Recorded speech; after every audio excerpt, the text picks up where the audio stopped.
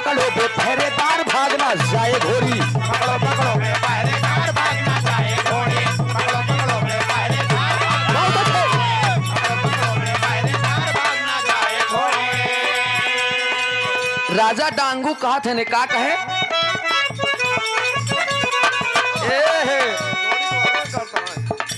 घोड़िया के तारीफ करत है। कैसे बड़ी ही सुंदर निराली है घोड़ी। बड़ी ही सुंदर निराली है घोड़ी। बड़ी ही सुंदर निराली है घोड़ी। थोड़ी सी गोरी थोड़ी काली है घोड़ी। थोड़ी सी गोरी थोड़ी काली है घोड़ी। थोड़ी सी गोरी थोड़ी काली है घोड़ी। राजा डांगू कहने इसको पकड़ के लाओ। हम हो भाई अब सवार। राजा डांगू कहने का पकड़ लिया अब हम सवार हो गए ऊपर। हाँ ये घोड़िया के ऊपर हम सवार हो गया। हम हो भाई अब सवार भागना जाए घोड़ी। ए घोड़ी पकड़ घोड़ी। ए घोड़ी पकड़ो पकड़ो बे पहरेदार भागना जाए घोड़ी। भागना जाए घोड़ी। पकड़ो पकड़ो बे पहरेदार भागना जाए घोड़ी। गौर करेंगे आप इतने पे लय के बड़ा बड़ा घोड़ा दरबारियन लगाए देन घोड़ी के पीछे। घोड़ा लगा गोरकी और जब लगाए देन घोड़ा के पीछे नर्तकी डेराए लगे रे मोर मही रे। ही महाराज जी ने पगलाई गया है का ये बड़ा बड़ा घोड़ा लगाए दिए हैं हमरे पीछे। पांच घोड़े वाला घोड़ा वन के लगाए के पीछे। और जब लगाए देन ये भैया हो धीरे धीरे धीरे धीरे बड़ी बड़ी घोड़ी के बड़े बड़े घोड़न के नार खोर सब कुछ डाकट एकदम चली जात बनर तकी। राजा डांगू कहने 1 मिनट तुम लोग इसको हैरान मत करो मैं पकड़ूंगा। घोड़ा ओड़ा छोड़ दे पहुंच गया नो करे लगे धीरे में एकदम सोहराई किए। पकड़ लेन घोड़ी। जब पकड़ लेन घोड़ी तो घोड़ी यहाँ पर है। स्वामी जी आओ हम चढ़ब घोड़िया पे। हाँ गए नौका अपने दरबार पे। आज जब अपने दरबार में लाई गए तब वो लड़कीवा जो नर्तकी रहा है वो घोड़िया धीरे धीरे कहा महाराज। अरे जब महाराज नाम सुने तो बगल हो गए बोला बहु करात कार ये कौन घोड़ी है रे? ये कौन घोड़ी है? हाँ बोलता घोड़ी कहन घोड़ी कहन की महाराज घोड़िया फिर महाराज चकमकाने लगे। हाँ, जरूरत पड़े बोलत रहा था। छोड़ देन महाराज जी छोड़ देन किन क्या बात है? कहन महाराज तू हमका जान नहीं पाया है। कहन का है कहन हम इंद्रलोक की अप्सरा है। कहन के कहन नर्तकी हमारा नाम उर्वशी है। कहन चाहे जमन हो वो इतनी समय घोड़ी नहीं है। इतनी समय घोड़ी है तो घोड़ी पे हम चढ़ब ओकरे ऊपर चढ़ गए। अब जब चढ़ गए तो टिक टिक टिक टिक करके धीरे धीरे मोर भैया वही अस्तबल में ले जाता है जहाँ सैकड़ों घोड़ा बांधा। वही अस्तबल में जब हिंचाई लागे तो घोड़िया करके पीछे भागा।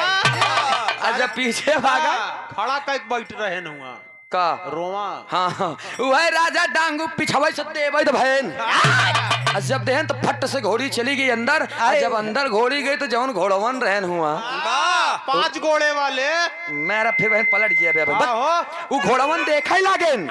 जब देखा ही लागेन तो धीरे धीरे धीरे धीरे 6 बजे लाग जब दिन ढलाई लाग सूरज डूबई लागे तो नर्तकी घोड़ी से धीरे धीरे गोरी में प्रवेश हो लाग।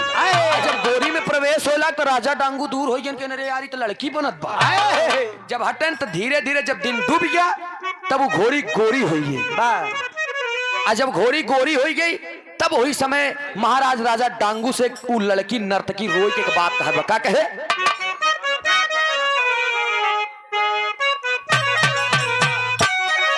राजा डांगू हथवा सोहरावत है घोड़िया के ऊपर कहे ऐसा पहेली अरे ऐसा पहेली बार हुआ है। ऐसा पहले बार हुआ है। ऐसा पहले बार हुआ है। ऐसा पहेली बार हुआ है। ऐसा पहेली बार हुआ है। क्या हमको तुमसे हमको तुमसे प्यार हुआ, हमको तुमसे प्यार हुआ। हमको तुमसे प्यार हुआ। राजा डांगू पकड़ के उर्वशी के लई गए। कहने एक बात बताई, कहन का कहन हमार दिल आई अब तो पे कहनी का है, कहन रात के गोरी रहबू दिन में घोड़ी। हाँ खाली ना रहबू। संध्या सवेरे हम तो पे चढ़ब। नर्तकी कहा है हमार जिंदगी ही नाय के बर्बाद होगी। हम तो सोचे इतना बड़ा राजा महाराजा यहाँ तोरे लगे आए से हमार जिंदगी को उद्धार हो जाई, जीवन हमार सुधर जाई। लेकिन रात और दिन काम लेबे। हाँ बतावा, जहाँ जाए खोई तू हमहन से काम करबे। आए उतनी समय उर्वशी के आंखों में आंसू आ जाता है। जब उर्वशी के आंखों में आंसू आता है तब जनाब श्री जुगनू हैदर अली जो एक लाइन लग गई। कैसे मास्टर साहब?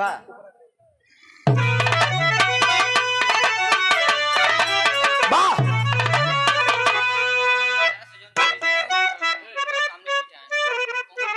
कहे का कहे?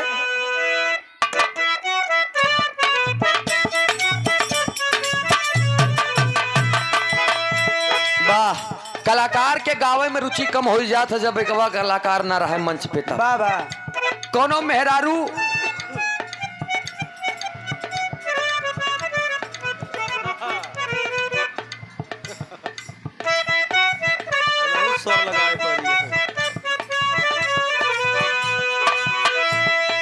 तमाम प्रकार के बात आप सब सुने। कहन की भोजपुरी दुनिया वालों ने तहलका मचा दिया है। सही बात यह बतावा, पहले के गाना में और अब के गाना में बड़ा अंतर बा। पहले के गाना एकदम शुद्ध और साफ गाना आए रहन की लाल दुपट्टा उड़ गया मेरे हवा के झोंके से। कितना जने मर गए कोरोना में खोखे खोखे से। सही कहा था भाई। एक बाद एक गीत और आई रही कि साजन मेरा उस पार है, 6 महीने से शुगर में बीमार है। एक बाद एक गीत और आई रही कि तू धरती पे चाहे जहां भी रहेगी तुझे तेरी खुशबू से पहचान लूंगा। वाह वाह, ये कुकुर ही पहचान सकत है, वो ज्यादा सूंघत है। सही बात यह भाई साहब, पहले के गाना में और अब तो बारे भोजपुरी दुनिया वाले इनकर कलम उठी तो टोटल गाना ढोड़िए पे लिखा था। हाँ ढोड़िया मानमृता है। बतावा गई है कहीं की ढोड़िए में चाय बिस्किट, ढोड़िए में बिस्किट चाय पीबा राजा जी तो 100-150 साल से ज्यादा जीवा राजा जी। वाह रनिया रे तो ढोड़िए गहीर। बतावा एक बात और सुने, लेकिन सही बात यह न गवैया के दोष बा न बजवैया के। सारा दोष सुनवैया के नहीं है, केवल समझवैया के है। वही रे जगहिया दांते काट ले राजा जी बताएं, कहीं हमका समझने में नहीं आए कि काटत रहन ते इनका राम मिलन भाई बताएं नहीं, जीभ लगा के चाटत रहा। बा यही दू जने जानत है जीबे कैसे लगाए रहे राम ही जान है। गिराए न दे। ई बरे हम कह रहे कि पढ़ब्या तब जनब्या।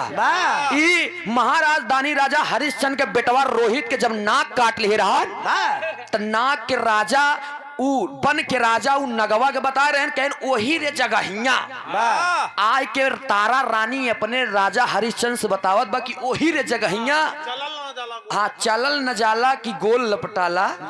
हाँ भाई चला नहीं जात, जब नाक काट लेस तो चला नहीं जात रहन, चलल न जाला गोल लपटाला दर्द होता ताजा जी। वही रे जगहिया दांते काट लिहले राजा जी। हाँ तो वही नगवई डसे रहन तब वही बताएस वो अपने पति से बताएस तारा रानी।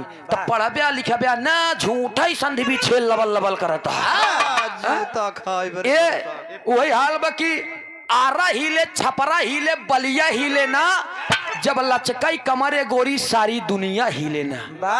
पढ़ब्या तब एक जान पर वो लिखाई वाले ने लिखा जिस समय राजा मोरंग ध्वज के बेटवा ताम्र ध्वज के परीक्षा ले बरे अर्जुन और भगवान श्री कन्हैया गए थे, तो मोरंग ध्वज अपने बेटवा ताम्र ध्वज के जब काटत रहे कौनो अपने जिगर के टुकड़ा के काटे जीते जी, उतनी समय आरा हिलत रहन जौने अरवा से काटत रहन उ आरा हिलत रहन और जौने घरवा में काटत रहन उ छप्पर ओका छपरा कहा थे। हाँ। हाँ उ दृश्य देख के जौन सारी लड़का चिल्लात रहन बा आरा हिले छपरा हिले बलिया हिले ना जौन मेहरारुआ मोरंग ध्वज के रही हाँ। वो काने में बाली पहने रही तो बलिया हिलत रही बा तैयारा हिले छपरा हिले बलिया हिले ना जब लचकई कमरे गोरी आए जौनी साइड लचक के काटाए हाँ। जब लचकई कमर ये गोरी पूरा ब्रह्मांड पूरी धरती हिल रही थी पूरी दुनिया हिल रही हुआ के बात ही है। अभी कहा आरा जिला और छपरा जिला हिले पूरा बचा रही जाए बा ई ना हो दिमाग लगाऊ बे ताप कहना पड़ा कैसे आए है परमाद्री सम्मानित श्री आप हमारे हृदय के गार्जियन आप सम्मानित श्री कमलेश वर्मा बिहार के मीडिया प्रभारी बनारस उदयपुर वाराणसी की धरती से 501 रुपया का पुरस्कार देकर हौसला अफजाई किए हैं। आपके श्री चरणों में कोटि कोटि नमन व प्रणाम व आशीर्वाद दे हम बच्चे कला में कामयाब रहे। बड़ी सुंदर गीत की लाइन भाई दादा राम आधार की लिखनी है कैसे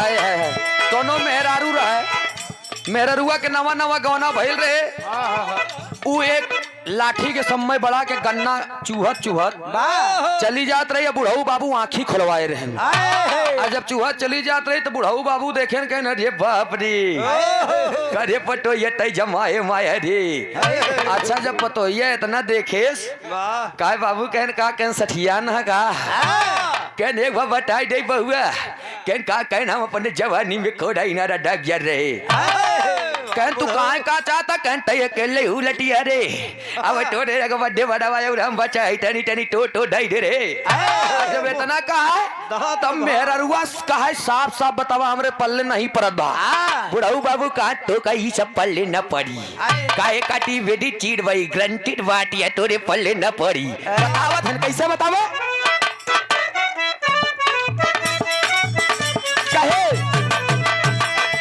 मेहरुआ से कहा अरे ऊपरा के तोड़ के लाड़ी कावर के दई दे ऊपरा के तोड़ के लाड़ी कावर के दई दे ऊपरा के तोड़ के लाड़ी कावर के दई दे बतावे ऊपरा के तोड़ के लाड़ी कावर के दई दे नीचावा के लाहुरा देवारावा पीछे के बहुरा हवा ए दुलही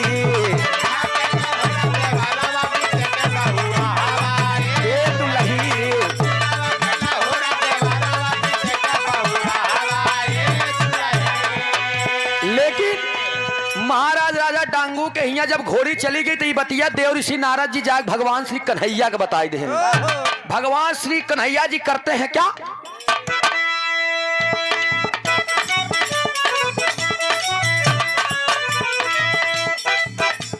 राजा डांगू जाई के तब पतिया छिपाए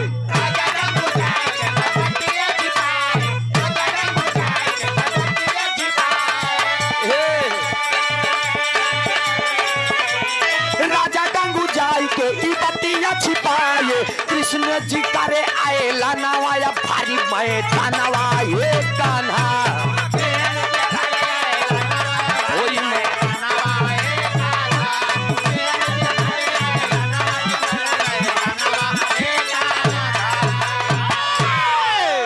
कन्हैया जी कहने राजा डांगू घोड़ी चुपचाप पहुंचाई दे हमारे घरे राजा डांगू पाती लिख के भेद देन के जन्म के चीर चोर रहा तू हमेशा लड़किन के साथ नहाया मिटकी फोड़ा चोरी चोरी से दही खाया मक्खन खाया कब के तू घोड़ी के चढ़वैया हुई है छोटका कपड़ा चुराया जब इतना बतिया कहन भगवान श्री कन्हैया ने कहा कि चुपचाप दई दिया नहीं हमसे तो उससे युद्ध हो जाए राजा डांगू कहन हो जाए युद्ध धीरे धीरे समय बीतत गा वो समय आएगा युद्ध जब दोनों जने में होए लाग राजा डांगू डेराए लागेन कि बाप रे बाप भगवान श्री कन्हैया राजा डांगू भगवान श्री भोलेनाथ का भक्त था अपने प्रभु भोलेनाथ को याद करता है कि स्वामी आज आपके शिष्य राजा डांगू के लाज इस समाज में फंसी हुई है और जब बाण चलाएं बगलियाएगन भगवान श्री कन्हैया बार बार मना किए जब नहीं माने तो चक्र सुदर्शन अपना वज्र छोड़ दिए और जब वज्र छोड़ दें तो उनकर धुकधुकी बहुत तेज बढ़ी है भगवान श्री शिव शंकर जी को जब पता चला कि मेरे भक्त राजा डांगू की जान आज गाढ़े में है वहीं से वो अपन वज्र छोड़ दें त्रिशूल छोड़ दिए और जब त्रिशूल छोड़ दें तो वो जौन घोड़िया रहा है वो रोवत रहे जा इंद्र भगवान हमरे चक्कर में जवन महाभारत करवावता है हम ऐसे दर्द कभू नहीं सहे रहे। ध्यान दे आप इन टेरी के लाइन में कहना पड़ा मास्टर साहब। उर्वशी नर्तकी इंद्रदेव को याद करती है और इंद्रदेव जी आपन वज्र छोड़ देहन, यानी कन्हैया जी शिव शंकर जी और इंद्रदेव तीन जने के वज्र आपस में टकरात बा। अब आधा वज्र कवनिया इहिन बात फसत बा, कहना पड़ा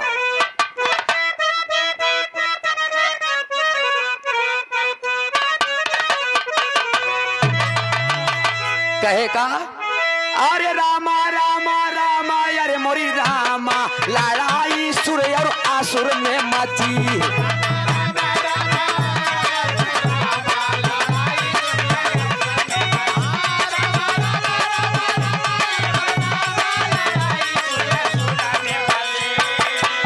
रोती नर्तकी दहिया रोती नर्तकी जहिया रोती नर्तकी रोती नर्तकी तब वर को गईली पाई लड़ाई सुर और आसुर में मची।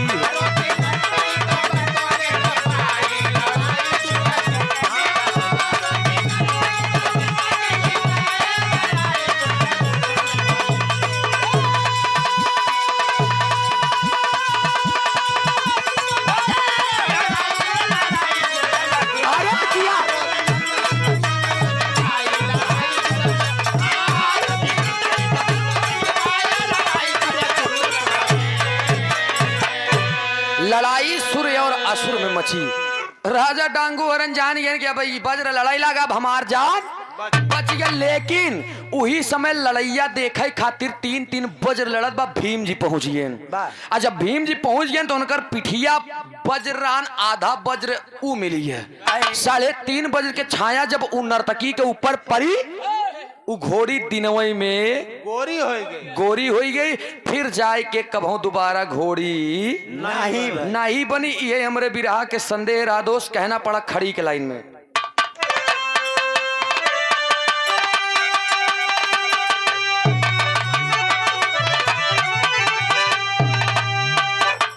कहे आर्य झेली दुर्दशा लेके जाके इंद्र से चुड़ी होकर गोरी रूप कैले इंद्र लोकवा पूरी।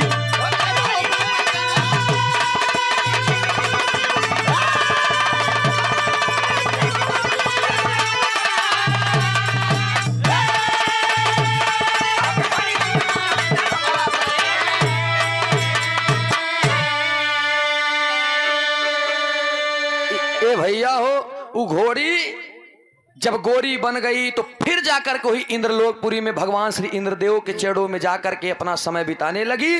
तब इंद्रदेव ने कहा कि दुर्वासा ऋषि के बात सत्य है, कलयुग यानी धरती के मृतलोक के ऋषि दुर्वासा जौन कह देते रहन पत्थर के लकीर रही दोस्त।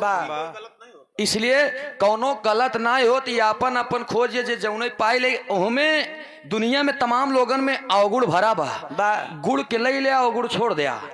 लेकिन एका ना सोचा आप अब अहिन नारी बात रही ओमे इतना नान के सोने के टुकड़ा पही तो ओका लई के साफ कैले ही। हाँ ओका साफ कैले हैं कीचा साफ, लेकिन तमाम प्रकार के कीचड़ों से भरी बातों से अच्छी अच्छी बात निकाल करके साफ नहीं कर पाते हैं आप। ये क्या बातें हैं कहना पड़ा दोस्त छाप में।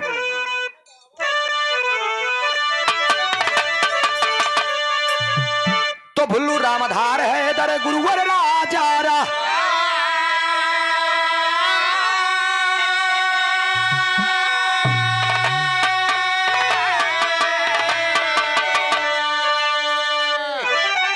आर्य विमल कभी भोजराज के साथ कभी तेरा भेषा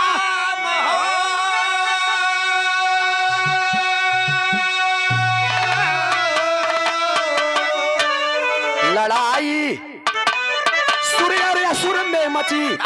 अरे लड़ाई सूर्य और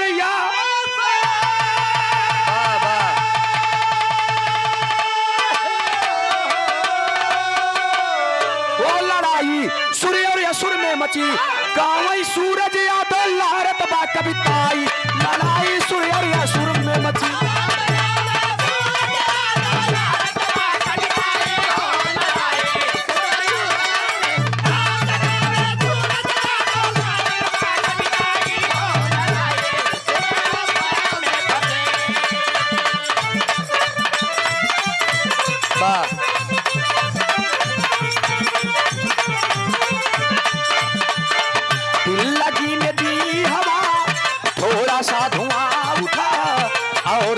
फिसल गई तेरी मेरी दोस्ती, तेरी मेरी दोस्ती प्यार में बदल गई तेरी मेरी प्यार में बदल गई तेरी मेरी दोस्ती, प्यार में बदल गई तेरी मेरी दोस्ती, तेरी मेरी दोस्ती प्यार में बदल गई, बहुत हंसते।